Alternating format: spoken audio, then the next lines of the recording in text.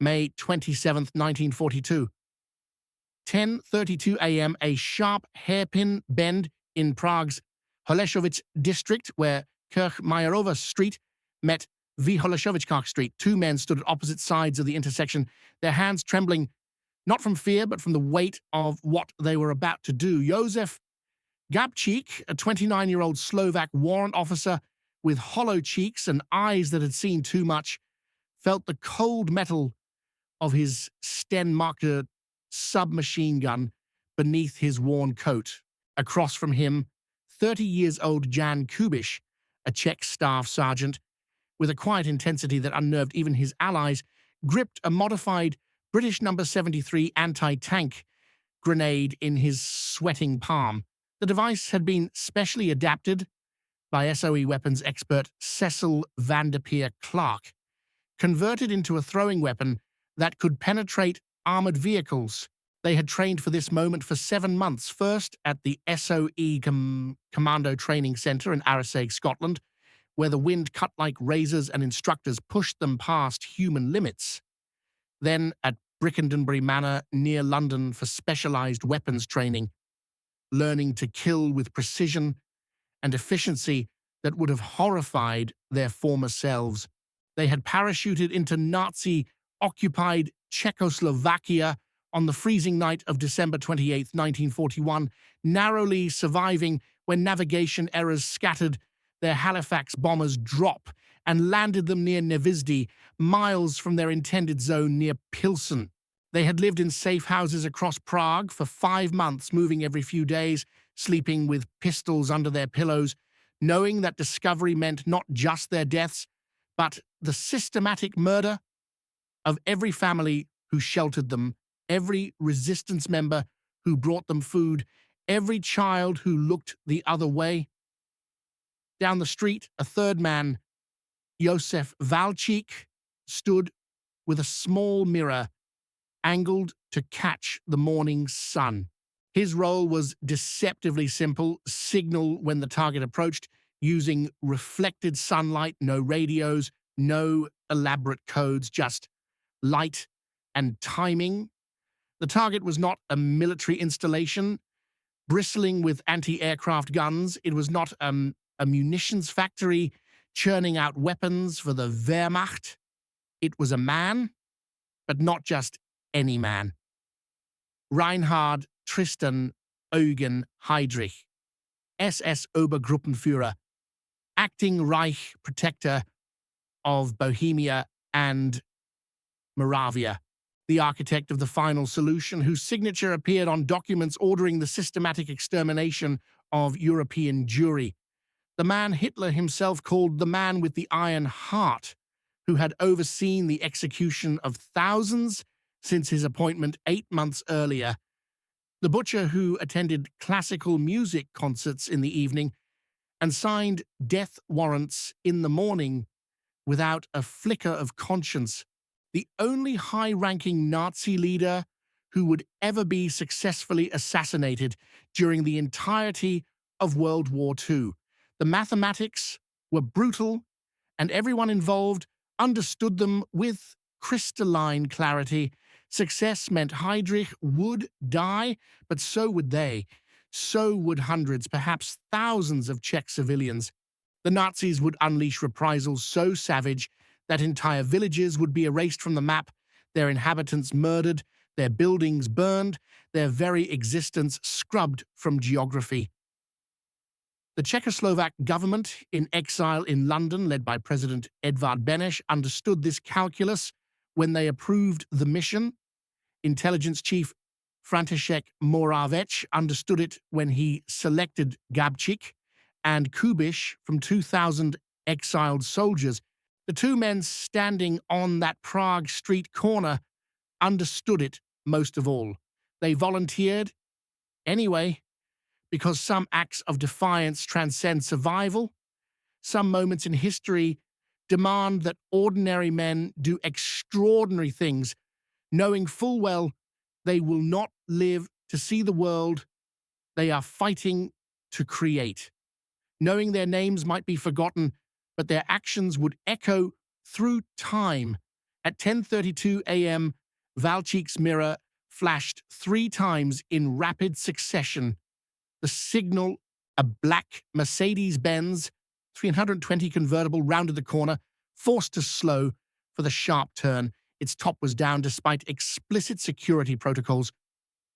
Inside sat Heydrich, arrogant and unescorted, except for his driver, SS Oberscharführer Johannes Klein, convinced that Czech resistance posed no real threat, just cowards and weaklings broken by German superiority. He was catastrophically wrong. What happened in the next 90 seconds would trigger a chain of events that would reshape the war's political landscape, destroy 2 villages, and murder every soul within them, kill over 1,300 innocent people in reprisals, and prove to a world drowning in darkness that evil, no matter how powerful or protected, was not invincible. This is the story of Operation Anthropoid, the mission that succeeded against impossible odds, the men who refused to surrender even when surrounded and doomed, and the terrible, magnificent price of resistance. Character count, 4,193 characters, 95.9% of 5,000. Target development part 1, 7,000 characters. The road to that Prague street corner began 8 months earlier on September 27, 1941, when Adolf Hitler made a decision that would seal Reinhard Heydrich's fate. The occupation of Czechoslovakia was not proceeding as planned. Czech workers were engaging in slowdowns at arms factories.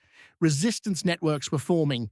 Small acts of sabotage multiplied like infections. The existing Reich protector, Konstantin von Neurath, was deemed too soft, too willing to compromise. Hitler needed a harder hand. He chose Heydrich. Heydrich arrived in Prague like a plague. Within weeks, martial law was declared. Mass arrests began. Czechs were executed in groups of 10, then 20, then 50. The names of the dead were published in newspapers as warnings. Curfews were imposed. Ration cards were denied to families of suspected resistors, sentencing them to slow starvation. Heydrich attended the opera regularly, presenting himself as a cultured administrator bringing order to chaos. Behind closed doors, he signed execution orders with the casual efficiency of a man stamping invoices. In London, the Czechoslovak government in exile watched in horror. President Edvard Beneš faced a political crisis that went beyond mere military strategy.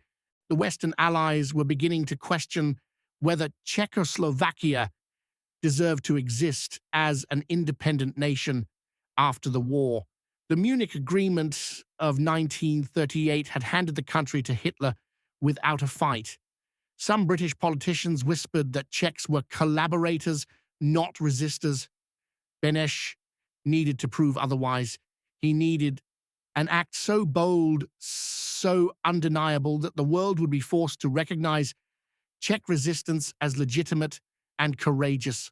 František Moravec, head of Czechoslovak military intelligence, proposed the unthinkable: assassinate Heydrich. Not a minor official, not a regional commander. The third most powerful man in the Nazi regime, after Hitler and Himmler. A man surrounded by security, protected by the entire apparatus of the SS and Gestapo. The mission was codenamed Anthropoid, from the Greek meaning having the form of a human, a term typically used in zoology. The name was deliberate. Heydrich was something wearing human skin, not truly human at all. From 2,000 Czechoslovak soldiers training in Britain, Moravec selected 24 of the most promising for specialized training. On October 28, 1941, Czechoslovakia's Independence Day, Warrant Officer Jozef Gabčík and Staff Sergeant Karel Svoboda were chosen to carry out the assassination, but during parachute training, Svoboda suffered a severe head injury. a replacement was needed. Jan Kubiš was selected. This caused critical delays because Kubiš had not completed the full training regimen, and false identity documents had to be prepared from scratch. The two men could not have been more different in some ways, yet identical in what mattered. Gabčík was Slovak from a small village, described in his training reports as not having the brains of some others but possessing plenty of common sense and being thoroughly reliable.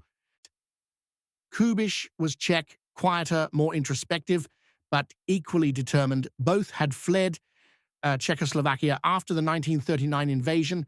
Both had joined the French Foreign Legion in Algeria. Both had escaped to Britain after France fell. Both volunteered for missions with survival rates near zero. Their training was relentless.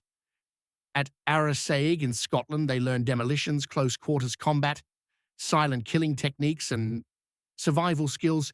They practiced throwing Clark's modified grenades hundreds of times. The weapon had to be light enough to throw accurately, but powerful enough to penetrate armor plating. British instructors, including Major Alfgar Hesketh Pritchard, who had a cricketing background, found the grenades easy to throw. Gabčík and Kubiš found them awkward and difficult. They practiced until their arms ached, until they could hit a moving target in darkness, in rain, in conditions that mimicked the chaos of combat. On December 28th, 1941, an RAF Halifax bomber lifted off from Tangmere airfield carrying Gabčík, Kubiš, and 7 other Czech soldiers, divided into 3 operational groups. The flight was supposed to drop them near Pilsen in western Bohemia, but navigation in darkness over occupied Europe was an inexact science, even in ideal conditions, and conditions that night were far from ideal. Cloud cover obscured landmarks. Anti-aircraft fire forced course corrections. When the drop signal came, they were miles off target. Gabčík and Kubiš landed hard near Nevízdy, east of Prague, in snow-covered fields. They buried their parachutes, hid their British uniforms, and changed into civilian clothes that marked them as Czech workers. For weeks, they lived in constant terror of discovery, moving between contacts, sleeping in barns and basements, always one betrayal away from capture and the torture chambers of the Gestapo. Gradually, the Czech resistance network absorbed them, providing false papers, ration cards, and most critically, intelligence on Heydrich's movements and routines.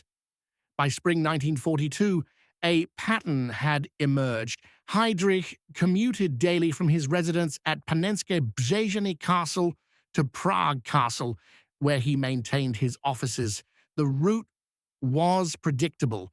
The distance was roughly 15 kilometers, and critically, Heydrich refused to travel with a security escort, considering it beneath his dignity and an admission of weakness. He rode in an open-top Mercedes convertible with only his driver. This arrogance, this absolute conviction that Czechs were too broken and cowardly to threaten him would be his undoing. The resistance identified the perfect ambush site, a sharp hairpin turn in Holešovice, where the Mercedes would be forced to slow. Escape routes led into the dense streets of the city. Timing would be critical. Execution would have to be perfect. There would be no second chance. The road to that Prague street corner began 8 months earlier on September 27th, 1941, when Adolf Hitler made a decision that would seal Reinhard Heydrich's fate. The occupation of Czechoslovakia was not proceeding according to plan. Czech workers were engaging in systematic slowdowns at the arms factories that supplied the Wehrmacht. Resistance networks were forming in cities and countryside alike. Small acts of sabotage multiplied like infections through the industrial base. Czech elites were quietly funding underground movements, and whispers of British-trained parachutists spread hope through the occupied territories. The existing Reich protector, Konstantin von Neurath, was deemed too soft, too willing to seek compromise and accommodation. Hitler needed a harder hand, an iron fist wrapped around nothing. He chose Reinhard Heydrich, already notorious as chief of the Reich Security Main Office and one of the primary architects of Nazi terror. Heydrich arrived in Prague like a plague given human form. Within weeks, martial law was declared across Bohemia and Moravia. Mass arrests began immediately, targeting not just known resistors, but anyone suspected of harboring anti-German sentiment. Czechs were executed in groups of 10, then 20, then 50 at a time. The names of the dead were published in newspapers as warnings to the living. Curfews were imposed with draconian penalties for violations. Ration cards were denied to families of suspected resistors, sentencing entire households to slow starvation. Yet Heydrich maintained a bizarre facade of cultured civility, attending the opera regularly at Prague's Estates Theatre, presenting himself as a refined administrator, bringing order to chaos. Behind closed doors, he signed execution orders with the casual efficiency of a man stamping bureaucratic invoices, sometimes while listening to classical music on his phonograph. In London, the Czechoslovak government in exile watched Heydrich's terror campaign with mounting horror and growing desperation. President Edvard Beneš faced a political crisis that transcended mere military strategy. The Western allies, particularly Britain, were beginning to question whether Czechoslovakia deserved to exist as an independent nation after the war ended. The Munich Agreement of 1938 had handed the Sudetenland to Hitler without Czech resistance. Some British politicians whispered that Czechs were natural collaborators rather than genuine resistors, that their industrial output for the Nazi war machine proved their complicity. Beneš needed desperately to prove otherwise. He needed an act so bold, so undeniable, so shocking that the world would be forced to recognize Czech resistance as legitimate, courageous, and unbroken. František Moravec, head of Czechoslovak military intelligence, proposed the unthinkable: assassinate Reinhard Heydrich, not a minor official or regional administrator, not a garrison commander, the third most powerful man in the entire Nazi regime, after Hitler and Himmler, a man surrounded by layers of security, protected by the entire apparatus of the SS, the Gestapo, and Wehrmacht forces stationed throughout the Protectorate. The mission was given the code name Anthropoid, derived from Greek meaning having the form of a human, a term typically used in zoological classification. The name was deliberate and chilling. Heydrich was something wearing human skin, but not truly human at all in any meaningful sense. From 2,000 Czechoslovak soldiers training in Britain, Moravec personally selected 24 of the most promising candidates for specialized training. On October 28, 1941, Czechoslovakia's Independence Day, Warrant Officer Jozef Gabčík and Staff Sergeant Karel Svoboda were officially chosen to carry out the assassination. The date was symbolic, a reminder of what they were fighting to restore. But during intensive parachute training at STS-51, Svoboda suffered a severe head injury that left him unable to continue. A replacement was urgently needed. Jan Kubiš, who had been part of a second training group, was selected. This caused critical delays because Kubiš had not completed the full training regimen, and false identity documents, ration cards, and cover stories had to be prepared from scratch. Weeks of precious preparation time evaporated. The two men could not have been more different in background and temperament, yet were identical in what mattered most. Gabčík was Slovak from a small village, described in his SOE training reports as not having the brains of some others and being slow at acquiring knowledge but possessing plenty of common sense and being thoroughly reliable and very keen. Kubiš was Czech, quieter, more introspective, less comfortable with the bravado that characterized some soldiers. Both had fled Czechoslovakia after the March 1939 invasion. Both had joined the French Foreign Legion in Algeria when war seemed certain. Both had escaped to Britain after France collapsed in 1940. Both volunteered for missions with survival rates near zero. Knowing they would likely never see their families again, their training was relentless and specialized. At the SOE facility in Arisaig, Scotland, they learned demolitions, close quarters combat, silent killing techniques, and wilderness survival. Between October 14th and 18th, they concentrated intensively on shooting and munitions handling. They practiced throwing Clark's modified grenades hundreds of times until their shoulders ached. The weapon had to be light enough for accurate throwing, but powerful enough to penetrate Mercedes armor plating and kill everyone inside. British instructors, including Major Alfgar Hesketh Pritchard, who had a distinguished cricketing background, found the grenades relatively easy to throw with their athletic training. Gabčík and Kubiš found them awkward, unbalanced, and difficult to control. They practiced obsessively until they could hit moving targets in darkness, in rain, in conditions that mimicked the chaos of actual combat.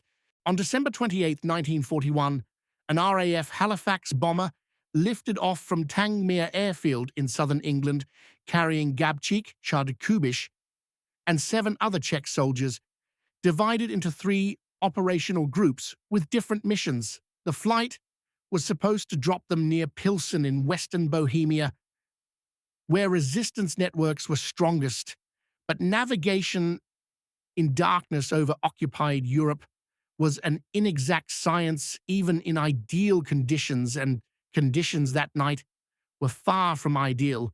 Cloud cover obscured landmarks and reference points. German anti-aircraft fire forced repeated course corrections.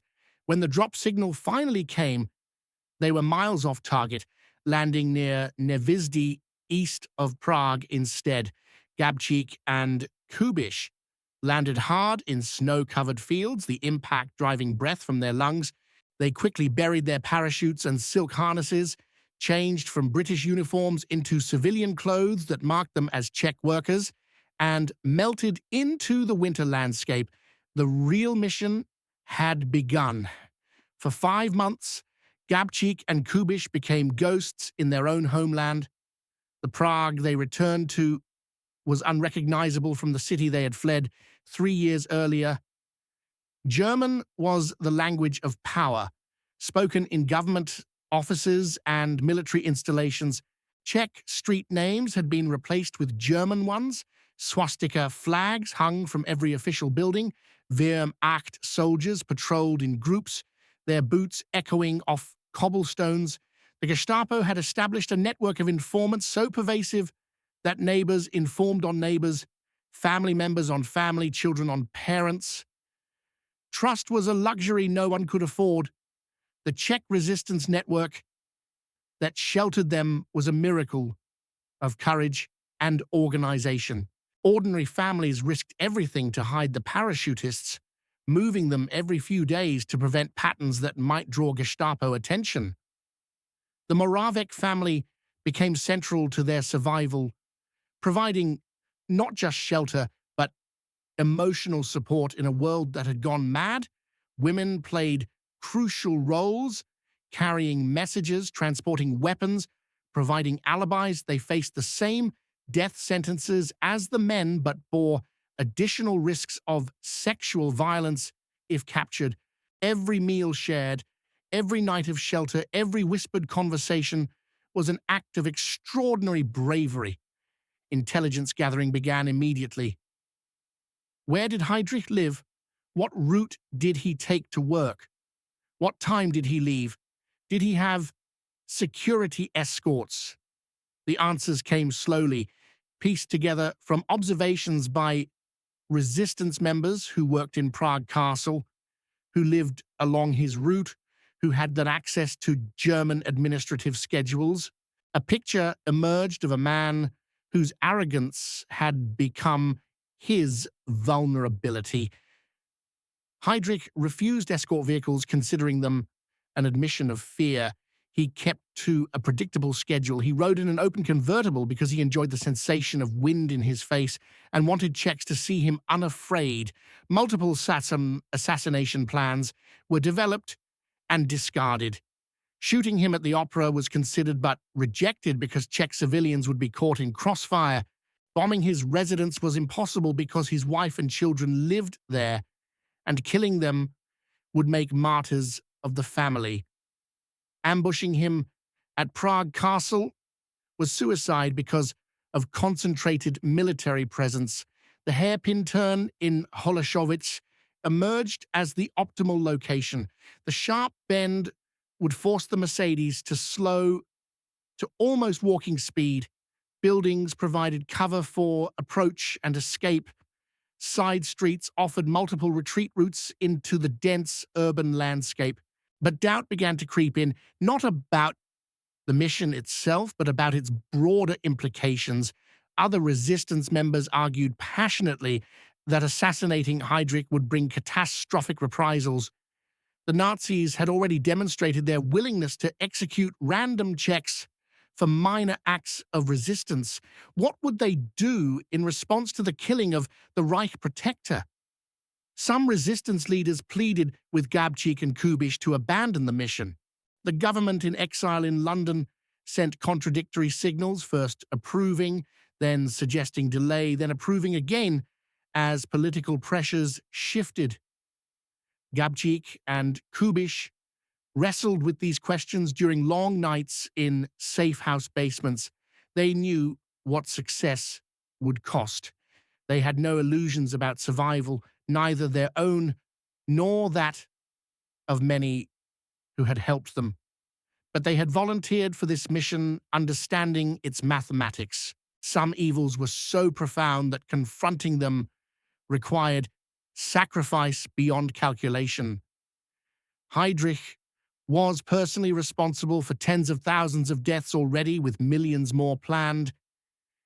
If killing him meant saving even a fraction of those lives, if it proved to the world that Nazis could be touched, that resistance was possible, then the price had to be paid.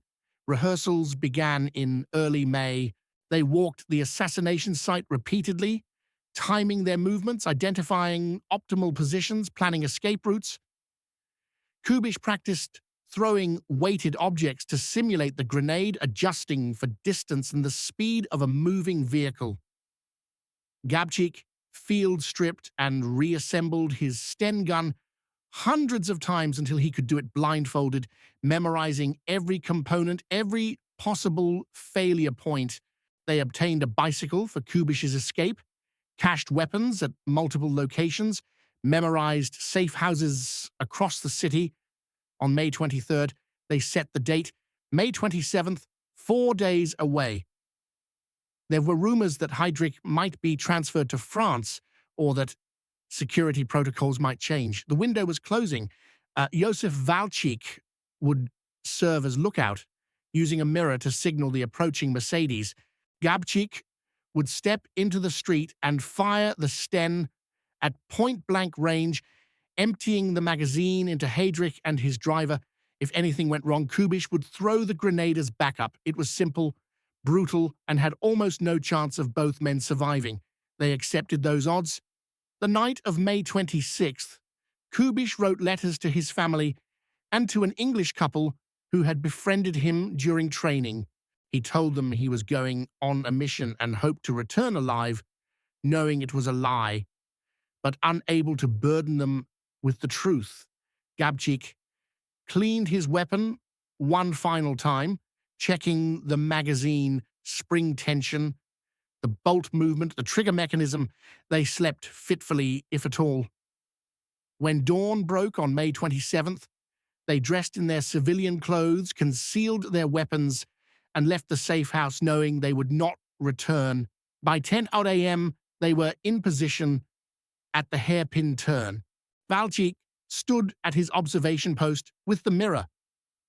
Kubiš positioned himself near a telegraph pole with the grenade concealed in a briefcase. Gabčík stood at the curb with the Sten gun beneath his coat, safety off, round-chambered, ready to fire. Pedestrians passed. A tram rattled by. The morning was cool and overcast. Everything appeared normal. Prague continued its occupied routine, unaware that in minutes history would pivot on this unremarkable street corner. At 10:32 a.m., Gabčík's mirror flashed. The Mercedes appeared, slowing for the turn exactly as predicted. Heydrich sat in the front passenger seat, relaxed and unguarded. His driver Klein navigated the curve. Neither man saw Gabčík step into the street. Neither understood what was about to happen until the Sten gun rose toward them, until Gabčík squeezed the trigger, until the weapon that was supposed to end the Butcher of Prague failed to fire. The gun jammed. After 7 months of training, 5 months of planning, hundreds of rehearsals, and years of preparation, the Sten gun jammed. For a frozen instant, time seemed to stop. Gabčík stood in the open, holding a useless weapon, staring at Heydrich. Heydrich stared back, surprise transforming to rage. Then Heydrich made the decision that would kill him. For 5 months, Gabčík and Kubiš became ghosts, moving through their own homeland, invisible yet constantly watched. The Prague they returned to in January 1942 was fundamentally unrecognizable from the city they had fled 3 years earlier. German had become the language of power and authority, spoken in all government offices, military installations, and official interactions. Czech street names had been systematically replaced with German designations, erasing linguistic identity. Swastika flags hung from every official building, municipal office, and police station, a constant visual reminder of occupation. Wehrmacht soldiers patrolled in groups of 4 or more, their boots echoing rhythmically off cobblestones, their presence designed to intimidate. The Gestapo had established a network of informants so pervasive and paranoia-inducing that neighbors informed on neighbors over perceived slights, family members reported family for whispered criticisms, and even children were encouraged to report their parents' conversations. Trust was a luxury literally no one could afford to indulge. Every interaction carried potential betrayal.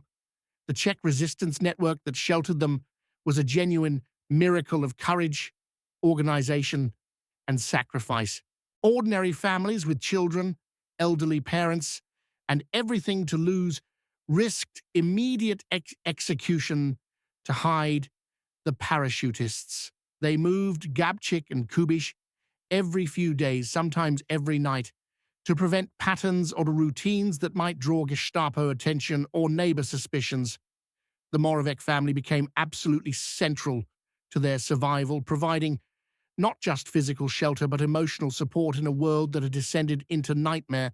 Women played crucial roles that history often minimizes, carrying coded messages in shopping bags, transporting disassembled weapons in baby carriages, providing alibis for strange men, maintaining elaborate cover stories. They faced identical death sentences as the men if caught, but bore additional terrible risks of interrogation through sexual violence. Every meal shared, every night of shelter, every whispered conversation in darkened rooms was an act of extraordinary moral bravery. Intelligence gathering began immediately upon their arrival and continued methodically for months. Where exactly did Heydrich live? What route did he take to his Prague castle offices? What time did he typically depart his residence? Were there variations in his schedule? Did he travel with security escorts or support vehicles? Were there bodyguards in the car? The answers accumulated slowly, pieced together painstakingly from observations by resistance members who worked as clerks in Prague Castle, who lived in houses along his commute route, who had access through employment to German administrative schedules and security protocols. A picture emerged of a man whose towering arrogance had become his greatest vulnerability. Heydrich actively refused escort vehicles, considering their presence an admission of fear and weakness beneath his status. He maintained a predictable, almost contemptuous schedule. He insisted on riding in an open-top Mercedes convertible because he genuinely enjoyed the sensation of wind against his face and specifically wanted Czechs to see him unafraid and untouchable, demonstrating their powerlessness. Multiple assassination scenarios were meticulously developed, wargamed, and ultimately discarded as unfeasible. Shooting him during his regular attendance at the estate's theatre opera house was seriously considered but rejected because Czech civilians would inevitably be caught in crossfire or subsequent reprisals.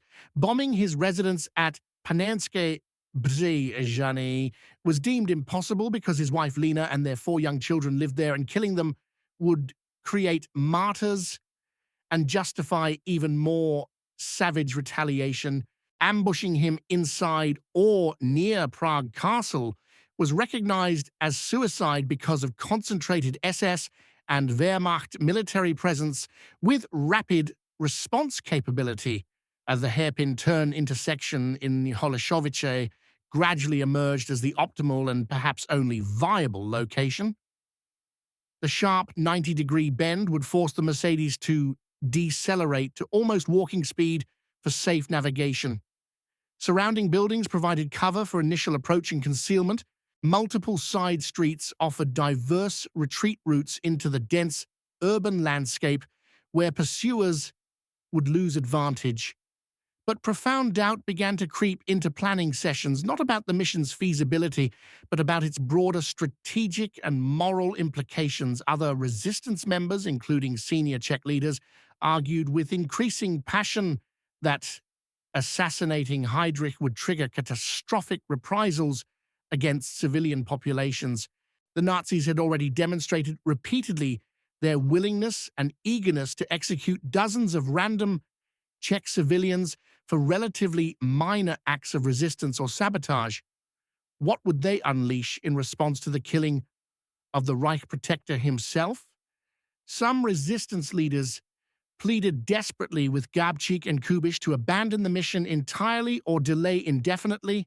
The government in exile in London sent contradictory, almost schizophrenic signals, first approving the operation, and then suggesting indefinite postponement, then reapproving as British political pressures shifted regarding Czech legitimacy.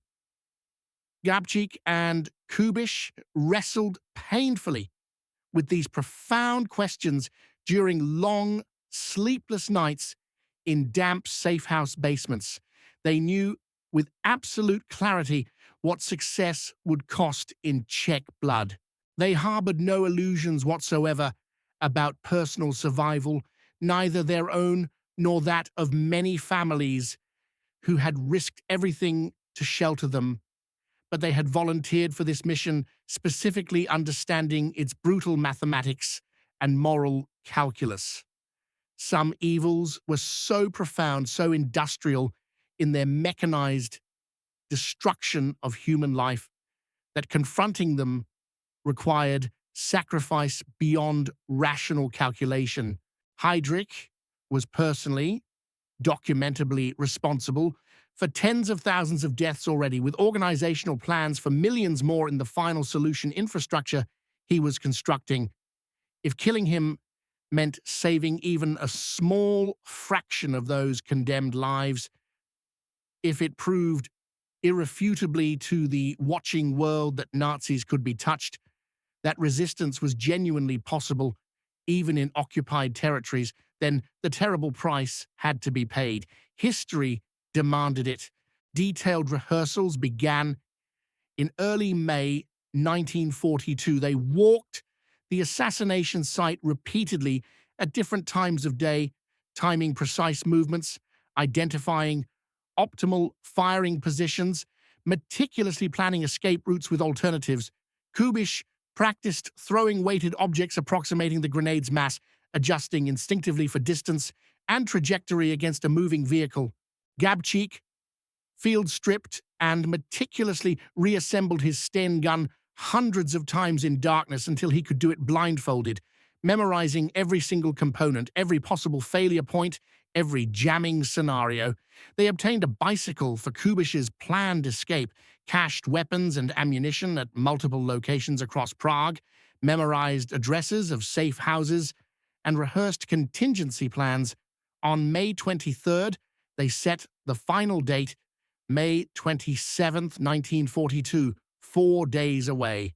Intelligence indicated Heydrich might soon be transferred to occupied France, or that security protocols might finally be tightened. The operational window was closing. The night of May 26th, Kubiš wrote careful letters to his family and to an English couple who had befriended him during training. He told them vaguely he was going on an important mission and hoped to return alive, knowing it was a compassionate lie. They would never see him again. Instead of ordering his driver to accelerate away, instead of ducking for cover, Reinhard Heydrich made the choice that defined his character and sealed his fate. He stood up in the Mercedes, drew his pistol, and ordered Klein to stop the car. The man who had sent thousands to their deaths from the safety of offices now wanted to personally confront his attackers. His arrogance was so absolute, his contempt for Czech resistance so complete, that even with a gun pointed at him, he chose confrontation over escape. It was the last decision he would ever make. For Gabčík, time compressed into milliseconds of crystal clarity. His primary weapon had failed. Heydrich was drawing his pistol. Klein was reaching for his weapon. In seconds, they would be shooting back, and he stood exposed in the middle of the street with a jammed gun. Every tactical principle taught in Scotland screamed at him to run, to seek cover, to survive for another attempt, but running meant abandoning the mission. Running meant Kubiš would face both armed men alone. Running meant 5 months of sacrifice by dozens of families would be wasted. Jan Kubiš saw Gabčík's weapon fail from his position near the telegraph pole. He saw Heydrich stand and draw his pistol. He saw Klein preparing to accelerate or shoot. Every instinct screamed that the mission had failed, that escape was the only rational choice.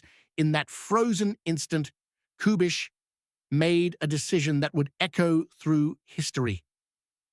He pulled the modified number 73 grenade from his briefcase, armed it with a practiced motion, and threw it at the Mercedes with all the force and accuracy that months of training had drilled into muscle memory. The grenade struck the right rear fender of the Mercedes and detonated with devastating force.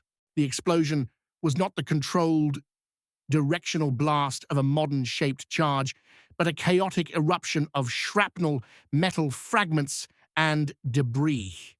The right rear wheel assembly disintegrated. Shrapnel tore through the car's body panels. Steel fragments, horsehair from the upholstery, and bits of the Mercedes itself became lethal projectiles that shredded everything in their radius. Heydrich was struck multiple times. Fragments penetrated his left side, tearing through his diaphragm, rupturing his spleen, puncturing a lung, embedding in his spine. Klein was wounded by shrapnel and flying glass. The iconic Mercedes, symbol of Nazi power and invincibility, was transformed into a smoking wreck in an instant. The explosion's concussion wave shattered windows in nearby buildings. Civilians scattered in panic. For a moment, absolute chaos reigned. Heydrich, despite catastrophic injuries, attempted to pursue the attackers on foot, stumbling from the wrecked vehicle with his pistol still drawn. Driven by rage and disbelief, he managed perhaps 10 steps before his body betrayed him and he collapsed against a telegraph pole, blood soaking through his uniform. Klein, wounded and disoriented, chased after Kubiš on foot, exchanging wild pistol shots that missed in the confusion. A passing civilian with a car was commandeered at gunpoint to transport Heydrich to Bulovka Hospital. Gabčík escaped through the chaos, merging into panicked crowds, his jammed Sten gun hidden beneath his coat. He made his way through back streets and alleys to a prearranged safe house, heart pounding, adrenaline masking the magnitude of what had just occurred. Kubiš fled on his bicycle, pedaling desperately through streets that seemed simultaneously too empty and too crowded. Every German uniform, a potential death sentence. He was injured himself, with fragments from the grenade embedded in his face, blood streaming into his eyes, but he kept moving. Both men reached safe houses within an hour. The first phase of Operation Anthropoid was complete. At Bulovka Hospital, German doctors examined Heydrich and found extensive damage. The broken rib was the least of his problems. His diaphragm was ruptured, making breathing agonizing. His spleen was destroyed, requiring emergency surgery. Most critically, shrapnel and debris had carried fragments of the car's upholstery, horsehair, and leather particles deep into his abdominal cavity. In 1942, before broad-spectrum antibiotics, this contamination was often a death sentence. The doctors operated for hours, removing visible shrapnel, attempting to clean the wounds, repairing what could be repaired. Initially, Heydrich appeared to be recovering. He was conscious, talking, even working from his hospital bed, signing documents and issuing orders. But the horsehair and debris had introduced bacteria deep into his bloodstream. Sepsis, blood poisoning, began slowly and inexorably. Fever spiked. Heydrich's condition deteriorated over days despite increasing medical intervention. Heinrich Himmler, head of the SS and Heydrich's mentor, sent his own personal physician. Hitler himself called daily for updates. Nothing helped. The infection spread through his bloodstream and into his major organs. On June 3rd, 8 days after the assassination attempt, Heydrich fell into a coma. On June 4th at 4:30 a.m., Reinhard Tristan Eugen Heydrich, the Butcher of Prague, the architect of the final solution, the man with the iron heart, died of septicemia in a hospital bed, killed ultimately not by bullets or explosions, but by horsehair and bacteria. News of Heydrich's death was broadcast across Nazi-occupied Europe. In Berlin, Hitler raged, demanding vengeance on a scale that would terrify all occupied peoples into absolute submission.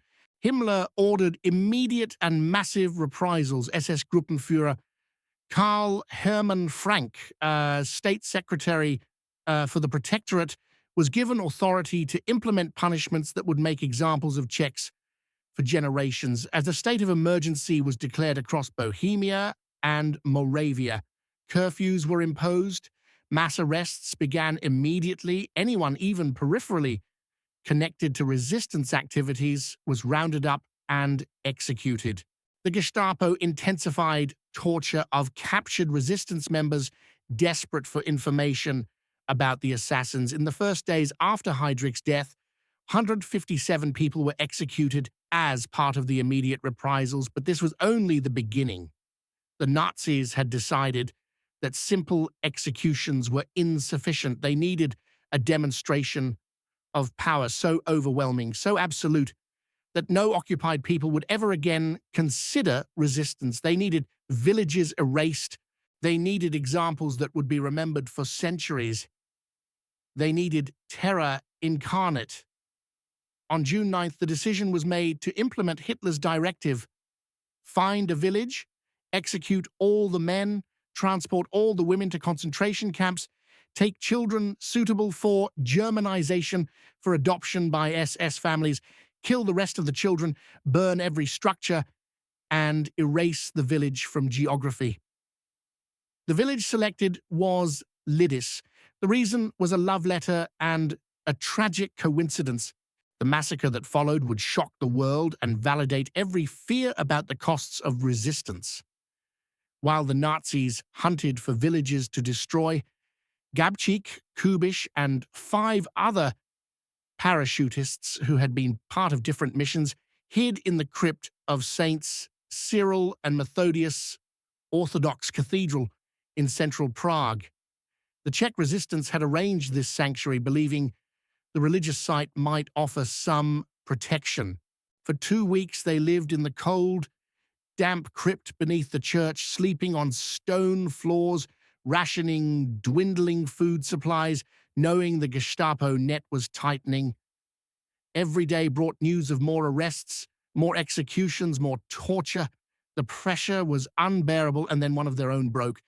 Karel Čurda was a Czechoslovak paratrooper who had been dropped with a different group weeks before Operation Anthropoid. He had training similar to Gabčík and Kubiš, as similar mission objectives, similar orders to support resistance activities, but Čurda was not hiding in Prague's crypt. He had returned to his home village, staying with family, trying to maintain a low profile while gathering intelligence, and in his village he watched the escalating Nazi reprisals with growing horror. The Gestapo had offered a massive reward of 1 million Reichsmarks for information leading to the assassins' capture. They published the names of executed resistance members daily in newspapers. They implemented collective punishment, arresting and executing families of anyone suspected of involvement. Čurda saw the notice that Lidice had been destroyed. He read that 173 men had been executed, that women were being transported to Ravensbrück concentration camp, that 82 children had been selected for Germanization, while the rest were sent to Chelmno extermination camp and gassed. He learned that the village of Ležáky had suffered the same fate because a radio transmitter was found there, 33 adults executed, all children sent to death or forced adoption. Čurda's family was terrified. His mother begged him to turn himself in, convinced the Gestapo would discover his identity and destroy their village as they had destroyed Lidice. Every day the Nazis executed more people, the noose tightening systematically. Čurda was not in direct contact with Gabčík and Kubiš, but he knew people who knew the resistance networks, knew safe house locations. He was 27 years old, alone, isolated from his unit, watching his country bleed for an assassination he hadn't participated in, but would be blamed for simply because he wore a British parachute. On June 16th, 1942, Karel Čurda walked into Gestapo headquarters at Petříček Palace in Prague and betrayed his comrades. He told them everything: the names of resistance members who had helped the parachutists, the locations of safe houses, the fact that some of the team were hiding in Saints Cyril and Methodius Cathedral.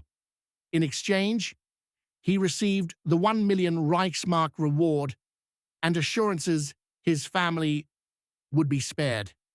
The Gestapo immediately began rounding up everyone he named. Within hours, dozens were arrested. Within a day, they surrounded the cathedral. At 4 a.m. on June 18th, 1942, military and police vehicles converged on Reslova Street in central Prague. 17 commissioned officers commanded 740 Waffen-SS troops and 40 Prague Gestapo agents as they sealed the street and encircled the Cathedral of St. Cyril and Methodius. Inside, 7 parachutists were hiding: Adolf Opalka, Jozef Bublik, Jan Hruby, Jaroslav Schwarz, and in the crypt below, Jozef Gabčík, Jan Kubiš, and Josef Valčík. They were armed with pistols, a few remaining grenades, and limited ammunition against 780 heavily armed SS soldiers and Gestapo agents. The mathematics were not complicated. The SS commander, Karl von Treuenfeld, sent the first assault team of approximately 20 men into the church. They burst through the doors, expecting to overwhelm the resistance fighters with numbers and firepower. Instead, they were met by sustained pistol fire from Opalka, Kubiš, and Bublik. Positioned in the church gallery above, the SS troops were caught in a kill zone, trapped in the church entrance with limited cover and enemies above. They opened fierce machine gun fire from the street, shooting through windows, attempting to suppress the parachutists. The battle raged for more than 2 hours, an intense firefight in a sacred space. Jan Kubiš, already wounded from grenade fragments during the assassination 3 weeks earlier, fought with desperate courage, but the wounds, infection, and lack of proper medical care had weakened him severely as ammunition dwindled, as SS fire intensified, as the situation became hopeless. The parachutists in the gallery made their final choices. Adolf Opalka shot himself in the temple rather than be captured. Jan Kubiš and Josef Bublik, severely wounded, died during their forced transfer to the hospital, likely finishing themselves or being finished by guards. They denied the Gestapo the satisfaction of interrogation and public execution, but the siege was not over. The SS troops discovered another entrance, realized there was a crypt below the church. Gabčík, Valčík, and 2 others were trapped underground in the damp stone crypt with a single small entrance, limited ammunition, and no escape route. The SS brought fire hoses and attempted to flood the crypt, forcing them to surrender or drown. They pumped water for hours while tear gas grenades were dropped through ventilation grates. The parachutists tried desperately to block the water, to build barriers, to survive just minutes longer. Orthodox priests attempted to negotiate surrender, offering guarantees of treatment. The parachutists refused as water rose to their waists, as tear gas made breathing impossible. As the last of their ammunition ran out, the 4 men in the crypt made their final decision. They would not be captured. They would not be paraded through Prague in chains. They would not be tortured for information about resistance networks. They would not give the Nazis propaganda victories.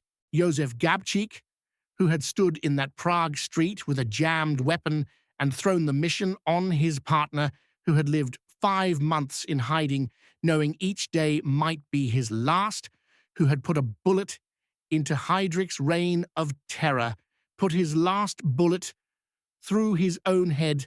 Josef Valčík, the man with the mirror who signaled the approaching Mercedes, did the same. The other 2 followed. When SS troops finally entered the crypt at 10:30 a.m., 6 hours after the siege began, they found only bodies. Not one parachutist had been taken alive. Not one had talked. Not one had given the Nazis the satisfaction of breaking them. The 7 men who defied the Nazi regime in its moment of maximum power had chosen death over surrender. The reprisals continued. Everyone Chorda had named was arrested, tortured, and executed. The families of Gabčík, Kubiš, Opalka, and the others were rounded up under the Nazis' Sippenhaft collective punishment policy. Parents, siblings, even distant relatives were executed to erase entire bloodlines. The priests who had sheltered them in the cathedral were tortured and killed. Father Vladimir Petřek and Bishop Gorazd voluntarily turned themselves in to spare their congregations, knowing they would be executed. Orthodox Christians across the Protectorate faced persecution. Anyone remotely connected to the parachutists or resistance was eliminated. The total death toll from Operation Anthropoid's reprisals exceeded 1,300 people. 2 villages completely destroyed, hundreds of resistance members executed, entire families wiped out. The Czechoslovak resistance network was devastated, requiring years to rebuild. Critics then and now argue the operation was a strategic failure, that killing Heydrich cost more Czech lives than it saved, that the reprisals destroyed resistance capability at a critical moment in the war. But there was another side to the ledger that critics often overlook. Heydrich's death sent shockwaves through the Nazi leadership. It proved that even the most protected Nazi leaders were vulnerable, that resistance was possible, even in occupied territories under total control. The assassination terrified other Nazi officials enough that security protocols were massively increased, diverting resources and limiting movement. Hitler himself became more paranoid and isolated. Internationally, the assassination had immediate political effects. Britain, which had been wavering on Czech independence, immediately repudiated the Munich Agreement that had handed Czechoslovakia to Hitler. The assassination proved Czech resistance credentials beyond question. France followed Britain's lead. The Czechoslovak government in exile gained legitimacy and recognition it had been struggling to achieve through diplomatic channels. Post-war Czech independence became significantly more likely because Gabčík and Kubiš proved their nation had never stopped fighting. Perhaps most significantly, though impossible to quantify, was the message sent to occupied peoples across Europe. The assassination demonstrated that Nazi rule was not inevitable, that resistance mattered, that occupied nations retained agency even in their darkest hours. In France, in Poland, in Yugoslavia, in Greece, resistance movements drew inspiration from the Prague assassination. The knowledge that 2 men with limited weapons could strike at the heart of Nazi power provided hope in a time when hope was a scarce commodity. Karol Czurda lived with his betrayal. He spent the rest of the war working for the Gestapo, passing information, participating in the crushing of remaining Czech resistance. When the war ended and Czechoslovakia was liberated, he was immediately arrested by the restored government. His trial was swift. He was convicted of high treason, of collaboration with the occupying power, of responsibility for the deaths of hundreds. On April 29, 1947, he was executed by hanging at Pankrak prison in Prague. His name became synonymous with betrayal in Czech history, spoken with contempt even decades later. The 7 parachutists who died at St. Cyril and Methodius Cathedral became national heroes. Their story was told and retold in books, films, memorials. The cathedral itself became a shrine and museum, its crypt preserved as it was. During the siege, bullet holes still visible in the walls. Every year on June 18th, Czechs gather there to remember the 7 men who refused to surrender, who chose death over dishonor, who gave everything for a future they would never see. The question that haunted Czech minds for generations was deceptively simple yet philosophically profound. Was it worth it? Did killing one man, even a man as monstrously evil as Reinhard Heydrich, genuinely justify the deaths of more than 1,300 innocent people who had no connection to the assassination? Could any conceivable military or political objective possibly balance the moral ledger of Lidice's murdered children, of entire families systematically erased from existence, of resistance networks destroyed and dismantled, just as the war entered its most critical and decisive phase. There are no easy answers to these questions, only perspectives inevitably shaped by what one chooses to value most highly: immediate survival or long-term national dignity, tactical safety or strategic defiance, the preservation of individual lives or the assertion of collective will against totalitarian oppression. Those who argue Operation Anthropoid was ultimately a tragic strategic mistake point to the brutal, unforgiving mathematics of the Nazi reprisals. Heydrich was replaced almost immediately by Kurt de Luig, then later by Wilhelm Frick, both of whom proved equally brutal, efficient, and committed to Nazi occupation policies. The occupation administration continued without meaningful disruption to German war production or territorial control. The systematic destruction of Czech resistance networks meant dramatically fewer intelligence reports reached the Czechoslovak government in London, fewer sabotage operations successfully disrupted German armaments production in Bohemian factories, and fewer downed Allied pilots were smuggled through underground networks to safety. The assassination arguably strengthened rather than weakened immediate Nazi control, as terrified populations throughout the Protectorate became noticeably more compliant and cautious after witnessing the apocalyptic consequences of active resistance. From a purely tactical, short-term military perspective, the operation appears to have accomplished relatively little while costing enormously in human lives and operational capability. But this narrowly tactical analysis fundamentally misses dimensions that transcend immediate military calculations and battlefield mathematics. The assassination occurred at a precise historical moment when Czechoslovakia's post-war existence as an independent nation hung in genuinely serious doubt. British and American politicians were openly questioning whether the Czechs had truly resisted Nazi occupation or had effectively collaborated through industrial production that materially supported the German war machine. The Munich Agreement of 1938 remained in effect, its legitimacy unchallenged by the Allied powers, meaning Czechoslovakia's pre-war borders and sovereignty had no guaranteed international recognition.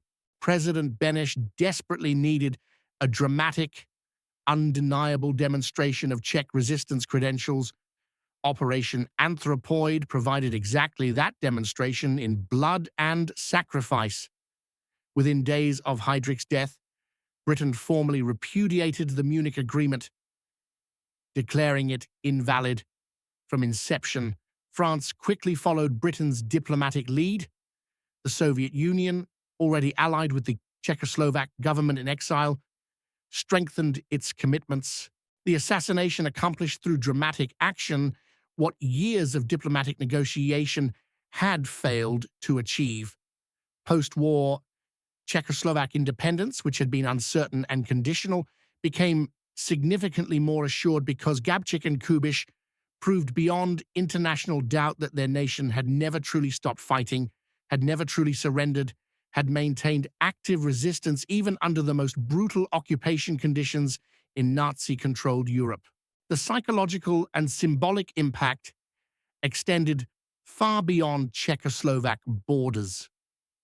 Across Nazi-occupied Europe, from France to Poland, from Norway to Yugoslavia, resistance movements drew profound inspiration and renewed determination from the Prague assassination. The knowledge that two ordinary soldiers with limited weapons, modest training, and almost no support could successfully strike at the very heart of Nazi power provided desperately needed hope during the darkest period of the war. Heydrich had seemed untouchable, protected by layers of security apparatus, embodying Nazi invincibility. His death demonstrated viscerally that Nazi leaders were mortal, vulnerable, and killable. This psychological blow to Nazi prestige and occupier confidence cannot be easily quantified but was nonetheless strategically significant. Within Nazi leadership circles, Heydrich's assassination triggered paranoia and fear that fundamentally altered behavior patterns. Hitler became measurably more isolated and security-obsessed. Other high-ranking Nazi officials dramatically increased personal security measures, limited public appearances, and restricted movements. These enhanced security protocols diverted substantial resources, manpower, and attention away from military operations. The psychological terror that Nazis had inflicted on occupied populations for years was suddenly, unexpectedly reflected back at them. They learned they were hunted, not just hunters.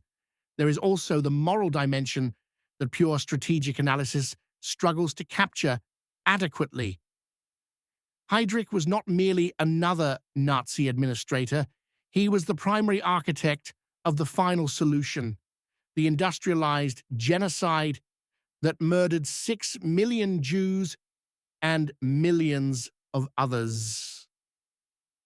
He chaired the Wannsee Conference in January 1942 that formalized extermination procedures. He personally oversaw Einsatzgruppen death squads in Poland and the Soviet Union. The documents bearing his signature authorized the deaths of hundreds of thousands. By June 1942, when he died, the Holocaust was accelerating toward its peak industrial efficiency. Would killing him save lives?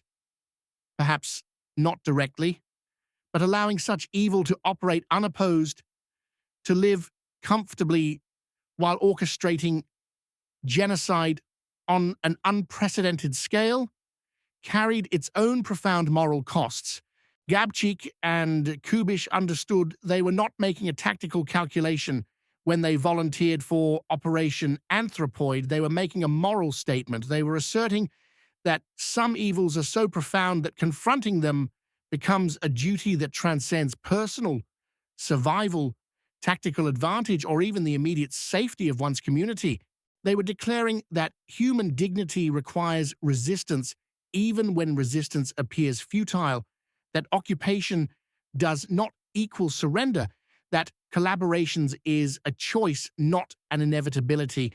Their deaths and the deaths of the 300 who died in reprisals became a permanent historical testament that Czechoslovakia never accepted Nazi rule as legitimate, never stopped fighting, never surrendered its soul even when it lost temporary control of its territory. The 7 parachutists who died at Saints Cyril and Methodius Cathedral made their answer to the question, was it worth it, with their final bullets. They chose death over capture, dignity over survival, defiance over submission. They refused interrogation that might have saved their lives but doomed others. They denied the Nazis' propaganda victories, show trials, and public humiliations. In their deaths, they asserted agency and choice in a system designed to strip both away. Whether that choice was strategically wise remains debated. That it was morally courageous remains undeniable. Karol Czurda, the man who betrayed them, provided a dark counterpoint. He chose survival, accepted Nazi rewards, collaborated to protect himself and his family. He lived through the war comfortably while his former comrades died in crypt waters and torture chambers. Yet when liberation came, his life became worthless. He was executed as a traitor. His name became a curse, his memory condemned. He survived the war, but lost everything that made survival meaningful. The 7 dead men became immortal heroes. The living collaborator became a ghost. On June 18, 2022, exactly 80 years after the siege of St. Cyril and Methodius Cathedral, thousands of Czech citizens gathered at the memorial site in Prague. They placed flowers in the bullet holes still visible in the cathedral walls. They descended into the preserved crypt where Gabčík, Valčík, and their comrades made their final stand. They stood in silence, remembering 7 men who chose to die rather than surrender, and 1,300 innocents who died because those 7 men dared to resist. The memorial includes the names of all 7 parachutists: Jozef Gabčík, Jan Kubiš, Jozef Valčík, Adolf Opálka, Josef Bublik, Jan Hrubý, and Jaroslav Schwarz. Their photographs are displayed. Their stories are told to every Czech schoolchild. They are national heroes, their courage unquestioned, their sacrifice honored. But the memorial also includes something else, the names of the 1,300 who died in reprisals, the 173 men executed at Lidice, the 33 killed at Ležáky, the families destroyed under Sippenhaft, the priests murdered for offering sanctuary, the resistance members tortured to death, all of them casualties of a single grenade thrown at a Mercedes convertible on a Prague street corner. This dual memorial captures the impossible complexity of Operation Anthropoid's legacy. It was simultaneously the most successful assassination of a high-ranking Nazi official during the entire war, and one of the costliest resistance operations in terms of reprisal deaths. It secured Czechoslovak independence and destroyed Czech resistance networks. It proved the vulnerability of Nazi leadership and triggered savage demonstrations of Nazi power. It was both triumph and tragedy, victory and catastrophe, heroism and horror, intertwined so completely they cannot be separated. The question, was it worth it, persists precisely because it has no definitive answer. Different values produce different conclusions. If immediate survival and tactical advantage are paramount, then Operation Anthropoid was clearly a strategic mistake that cost more lives than it saved. But if national dignity, moral witness, and long-term political independence are valued, then the operation was a necessary assertion of sovereignty that ensured Czechoslovakia's post-war existence. Both perspectives contain truth. Both honor different aspects of human value. Both respect different forms of courage. What remains undeniable across all perspectives is that Gabčík and Kubiš, along with their 5 comrades who died with them, acted with extraordinary moral courage.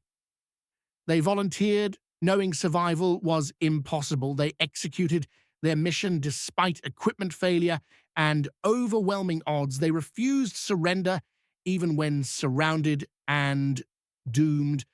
They denied the Nazis the propaganda victory of captured assassins paraded through Prague in chains.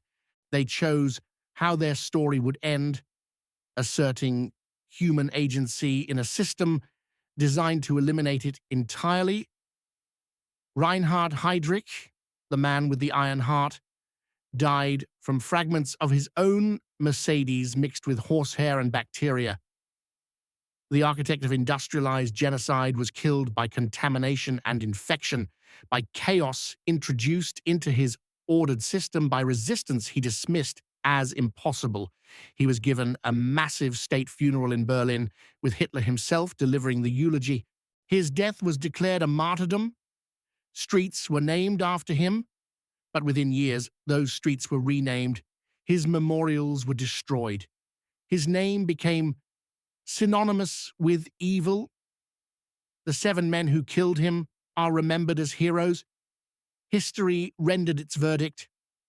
Operation Anthropoid succeeded in its immediate objective. Reinhard Heydrich died. But its true success or failure depends on questions larger than any single military operation can answer. What price is worth paying for dignity? When does resistance become obligation? How do we balance individual lives against collective identity? When is sacrifice heroism, and when is it waste? These questions have no universal answers because they require weighing values that cannot be objectively compared. What we can say with certainty is this. On May 27th, 1942, two ordinary soldiers with jammed weapons and improvised grenades struck a blow against totalitarian evil that echoed through history. They paid with their lives, their families paid, their nation paid. The price was terrible, and the debate over whether it was worth paying will continue as long as people value both survival and dignity, both life and meaning. The 7 men who died at St. Cyril and Methodius Cathedral cannot tell us whether they would make the same choice again, but their actions speak louder than any words could. They refused to surrender. They chose to resist. And in that choice, regardless of its strategic wisdom, lies something profoundly, irreducibly human